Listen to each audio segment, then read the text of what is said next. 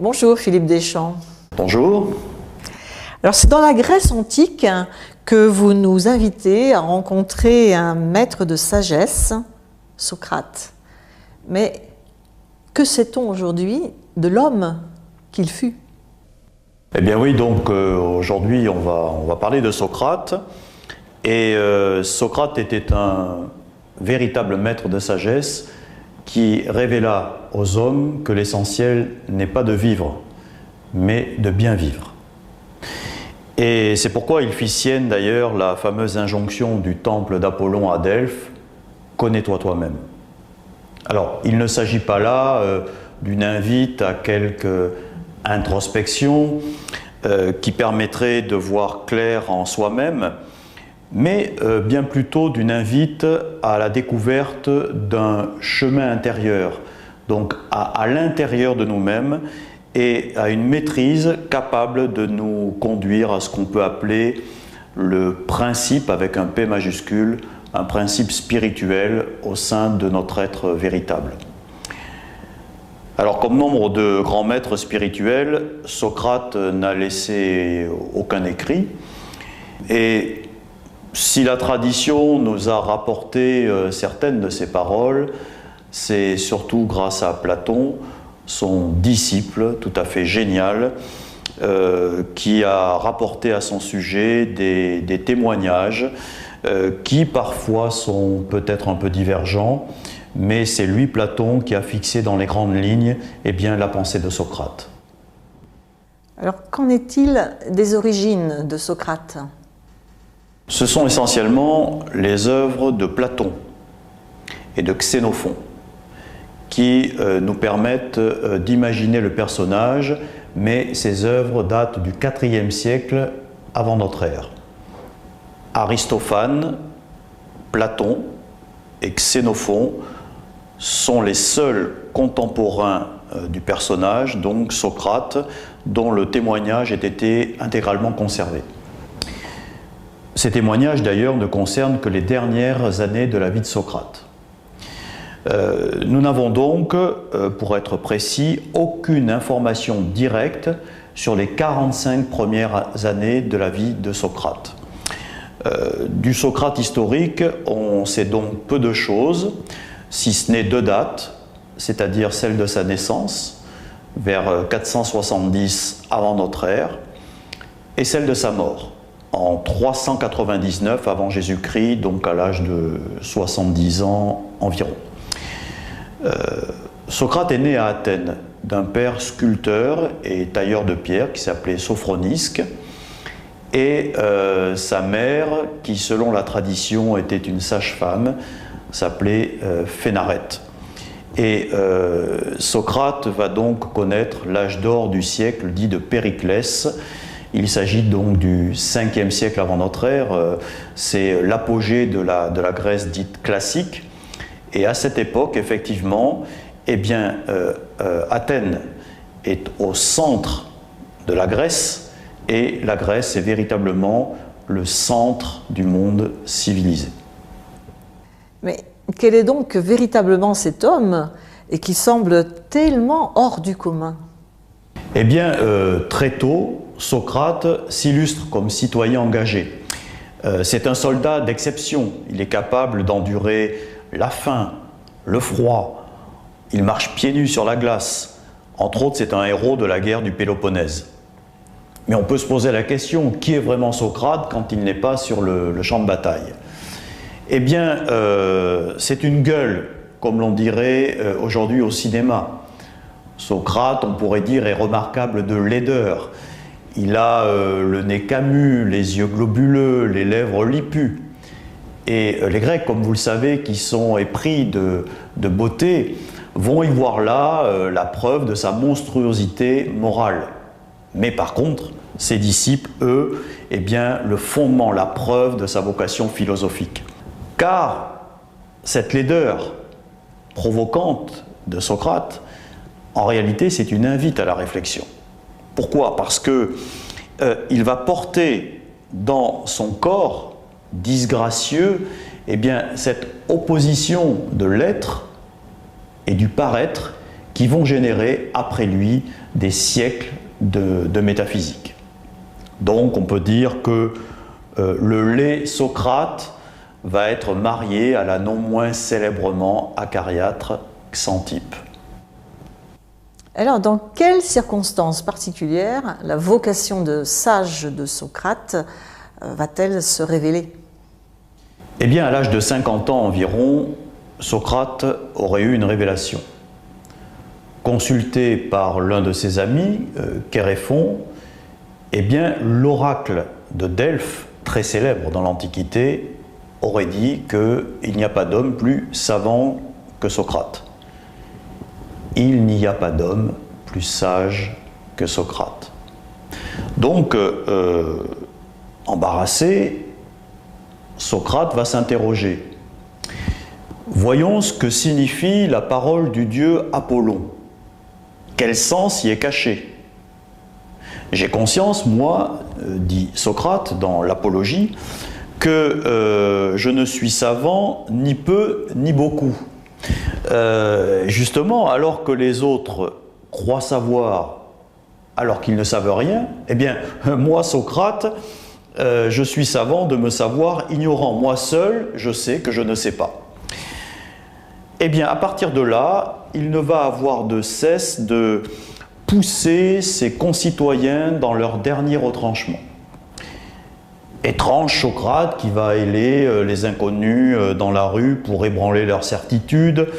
Agaçant Socrate qui fait toujours jaillir des questions que l'on ne se pose pas, ou surtout que l'on ne veut pas se poser.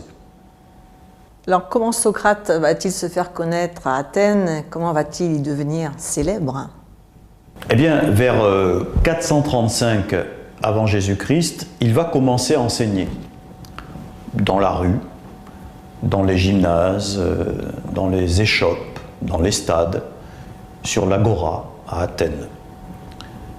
Vivant pauvrement, n'exerçant aucun métier, vêtu plus que simplement, marchant pieds nus, eh bien, il dialogue avec tous en cherchant à les rendre plus sages. Comment? Par la reconnaissance de leur ignorance. Socrate dit avoir reçu pour mission d'éduquer ses contemporains, et c'est le dieu Apollon, rappelons-le, par l'intermédiaire de la voix de la Pythie à Delphes, qui lui avait assigné pour tâche de vivre en philosophant et en se scrutant autant lui-même que les autres. Alors Socrate enseignait, ou plus exactement questionnait gratuitement, contrairement bien sûr aux sophistes qui, eux, enseignaient la rhétorique moyennant une forte rétribution. D'ailleurs, ces sophistes conseillaient volontiers d'utiliser le mensonge, la ruse, l'exagération, voire revêtir des masques, par exemple, feindre la colère ou la tristesse, par exemple, pour triompher d'un adversaire. D'ailleurs, pour eux, les sophistes, l'important n'était pas de croire, n'était pas d'atteindre la vérité dans la finalité d'un dialogue. Voilà. Pour eux, ce n'était pas du tout important. Alors Socrate, on comprend, dérange, il se fait des ennemis, et de quoi ces ennemis vont-ils l'accuser? Eh bien justement, on va le voir. Déjà, on peut dire que la mission particulière de Socrate faisait de lui, à ses yeux bien sûr, le seul citoyen véritable, c'est-à-dire le seul qui véritablement se posait des questions sérieuses sur la vie politique de la cité. En 399 avant Jésus-Christ, un jeune poète peu connu, Mélétos, va déposer auprès de l'archonte roi d'Athènes une plainte rédigée par l'orateur Lycon. Je cite: « Socrate est coupable de ne pas reconnaître les dieux de la cité, d'en introduire de nouveaux, mais aussi de corrompre la jeunesse. Et la peine demandée est la mort. » Alors cette accusation, en réalité, n'a rien d'original.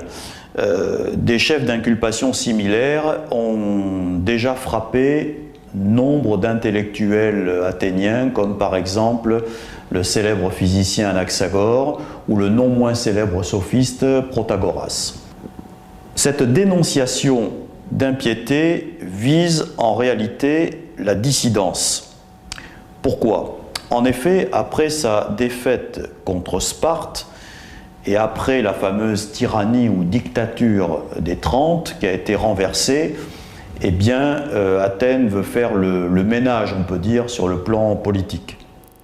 Et donc, Socrate va devenir le bouc émissaire tout désigné de cette décadence de la cité.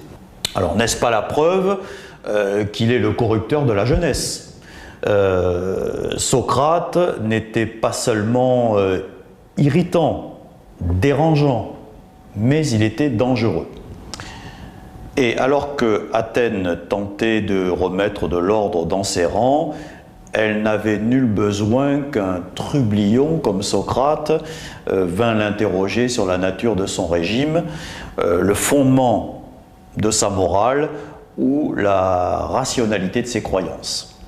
Quant à la méthode de Socrate, amenant notamment les notables athéniens à reconnaître leur ignorance en public, eh bien, elle ne pouvait attirer sur Socrate que des rancœurs, des inimitiés ou des jalousies.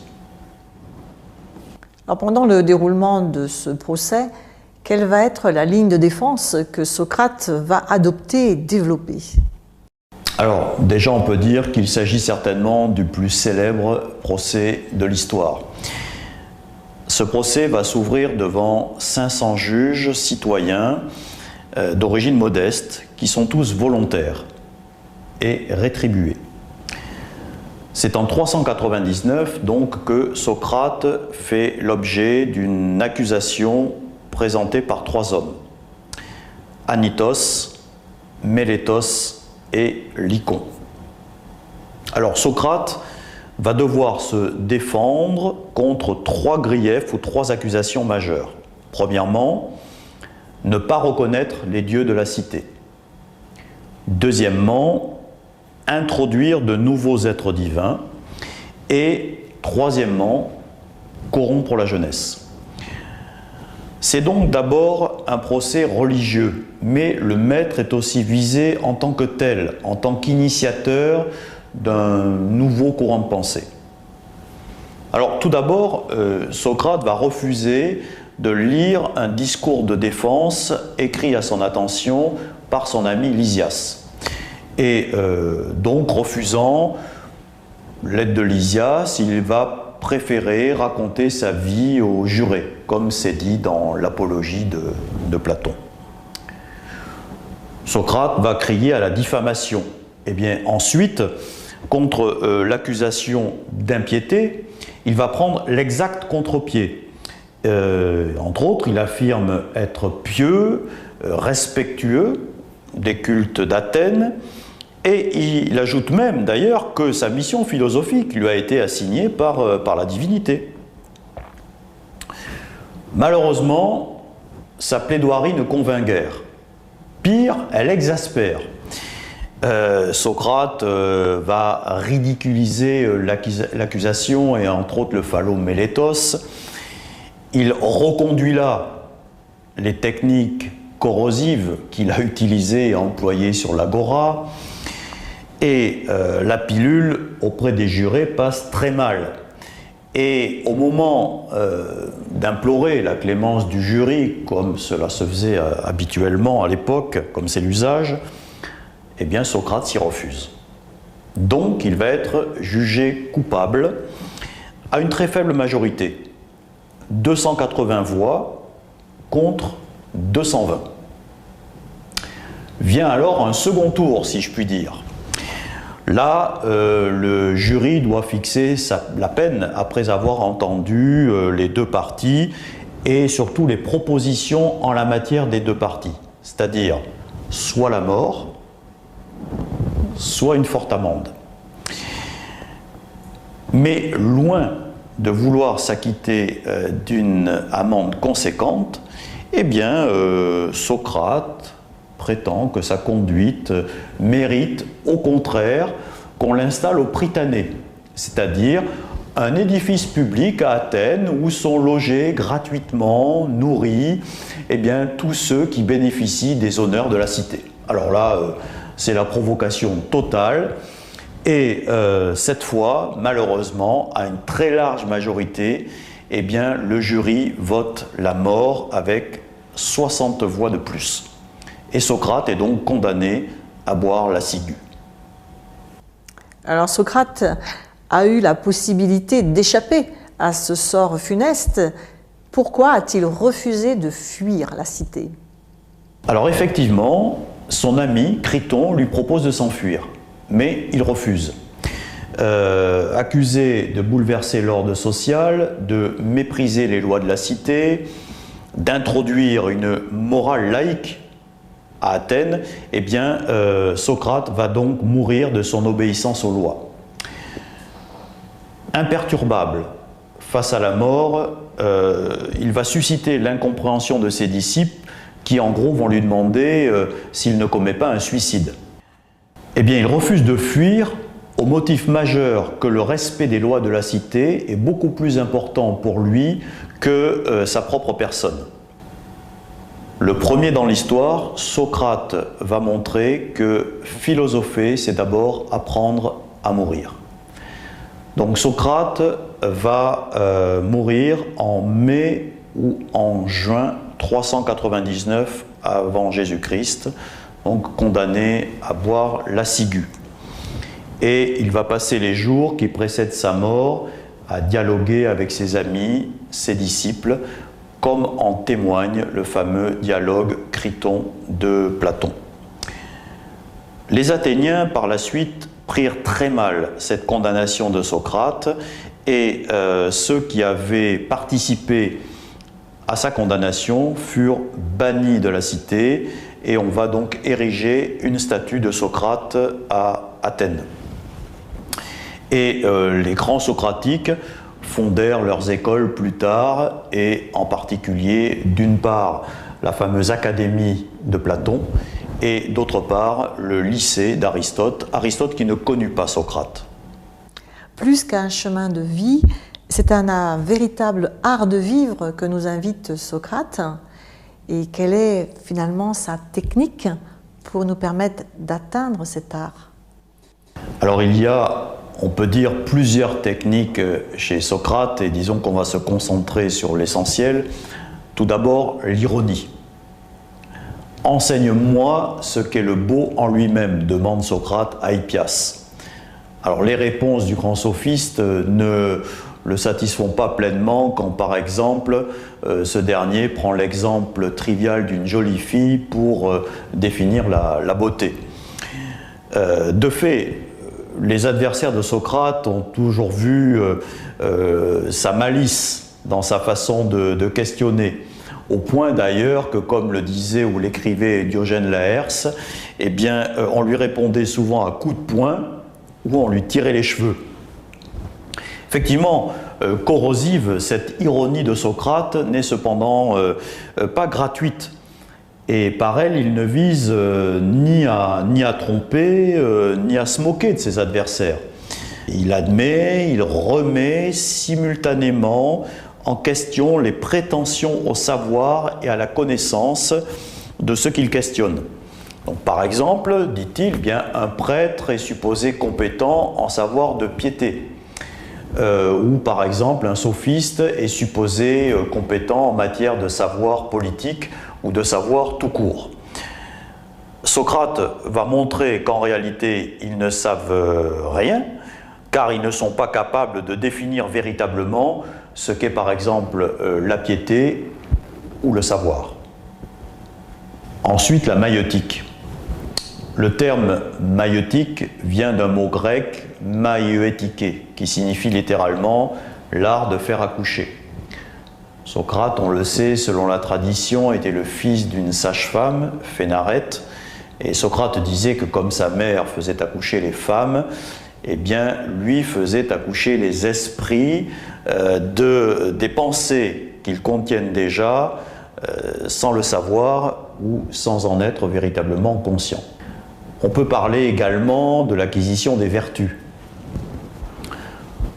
Selon Socrate, nous aspirons tous au bien, avec un B majuscule.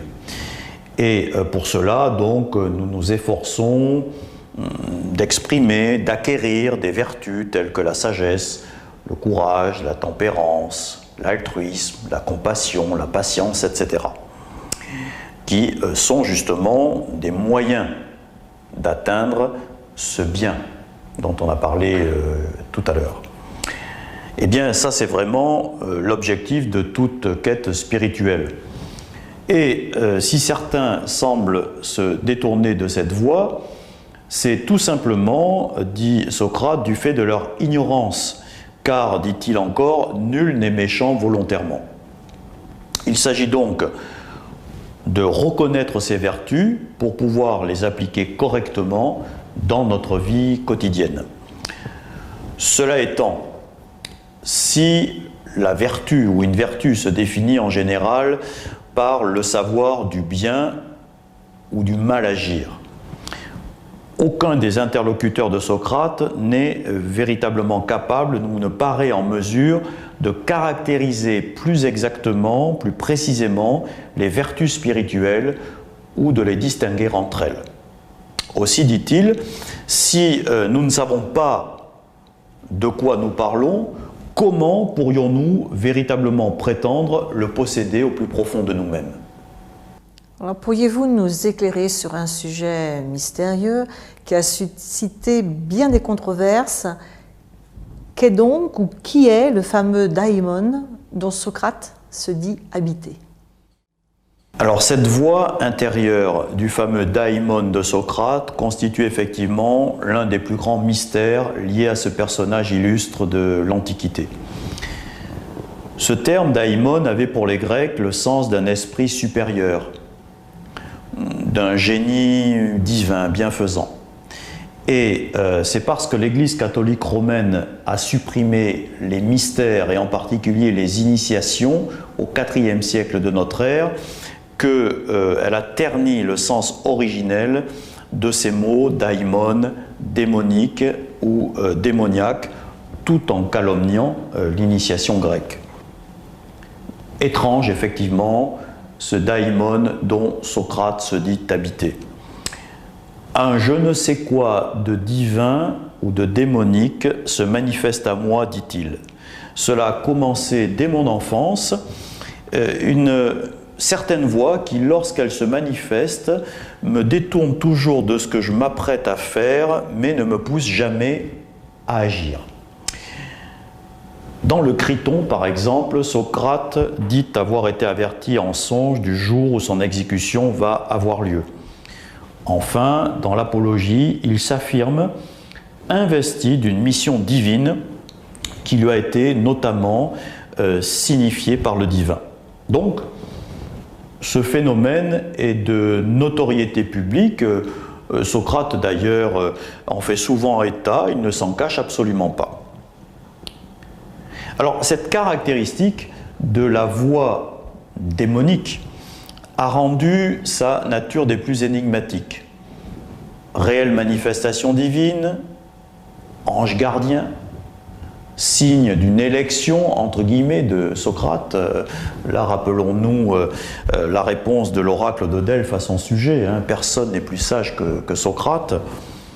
Ou expression figurée d'une conscience morale individuelle qui le conduit à s'opposer à certaines décisions iniques. Quoi qu'il en soit, les accusateurs de Socrate, lors de son procès, eh bien, vont lui reprocher, vont s'appuyer sur cette invocation du daimon pour lui reprocher donc de ne pas croire au dieu de la cité et d'en introduire de nouveaux. Quand, au contraire, la postérité y verra la marque profonde de sa nature exceptionnelle et même pour certains, on pourrait dire de sa nature divine. Alors comment décririez-vous le caractère spirituel de la pensée socratique et évidemment le fameux « connais-toi toi-même » ? Dans l'Antiquité, sur le fronton du temple d'Apollon à Delphes, était écrit « Gnotis eoton et meden agan », c'est-à-dire « Connais-toi toi-même, mais pas plus qu'il ne faut », c'est-à-dire littéralement « Connais-toi toi-même comme il faut ». Cette injonction « Connais-toi toi-même » n'a évidemment rien à voir avec la psychologie, qu'elle soit d'ordre général ou individuel. Se connaître, c'est pour Socrate chercher à savoir qui on est réellement. Socrate est donc un révélateur grâce auquel un disciple va entreprendre de se découvrir, c'est-à-dire d'accéder à la connaissance de son âme qui conserve enfoui en elle quelques souvenirs du divin. La connaissance véritable, selon Socrate, eh bien, consiste donc à retrouver ses souvenirs perdus. Le problème théorique posé par Socrate est en réalité très simple. Il s'agit de trouver une réponse à la question de savoir comment l'âme humaine peut accéder au divin. En cela, la méthode socratique est extrêmement paradoxale. Cette méthode, la dialectique ascensionnelle, utilise par définition la parole, alors qu'il s'agit d'atteindre un savoir indicible. Et cette recherche du plus profond en soi, du plus profond de soi, requiert la présence d'un autre qui pourtant ne transmet rien. Connais-toi toi-même, c'est donc la tâche de toute une vie qui est inscrite dans ce précepte delphique qui va être repris par Socrate. Alors avant de nous séparer, quelques mots pour conclure cet entretien. Eh bien, on a vu que pour des motivations peu claires, d'obscurs délateurs traduisirent Socrate en justice en l'accusant de corrompre la jeunesse, de ne pas croire au dieu de la cité, et donc Socrate va être condamné à mort, va refuser de s'évader et va boire la ciguë en 399 avant notre ère.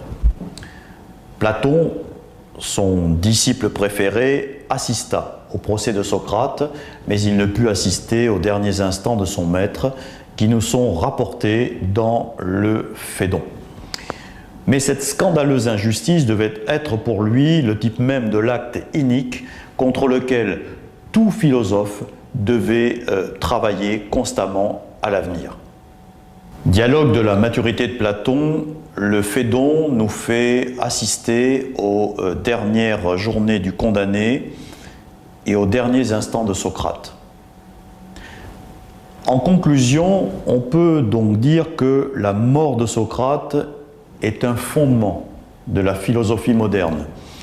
Les attitudes, les comportements face à la mort elle-même.